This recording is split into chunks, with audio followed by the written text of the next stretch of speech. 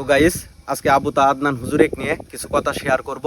Share করার আগে আপনারা এই ভিডিওটি দেখে নিন। দেন সে আমাকে এমন ভাবে মারধর করে, তার হাতে ফোন ছিল সেটা ছুঁড়ে মারে আমাকে, মানে আমি যেন একটা বল, আমাকে তুলে তুলে কাঁচা দিয়ে বেডের উপরে ফেলে, বেড থেকে নিচে ফেলে, হাতে ফোন ছিল সেটা ছুঁড়ে মারে, আমার চোখ ফুলে যায়, এভাবে কালো হয়ে যায়, একদম ফুলে এইভাবে কালো হয়ে যায়।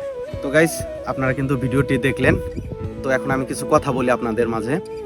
তো সংসার জীবনটা শুধু একটি সংসার নয়, এটি গুরুত্বপূর্ণ একটি অধ্যায়।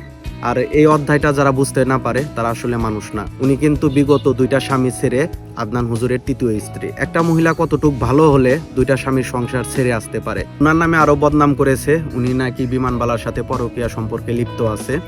তো উনি যদি তাই লিপ্ত থাকে, তাহলে উনি কতটুক ভালো মহিলা যে 2টা স্বামীর সংসার ছেড়ে 3য় স্বামীর কাছে আসে এবং সেই 3য় স্বামীর নামে বদনামগুলো এই সোশ্যাল মিডিয়াতে করছে। এখানে আপনারাই জানান যে উনার ওয়াইফ কতটুকু সত্যি বলছে, কতটুকু মিথ্যা বলছে।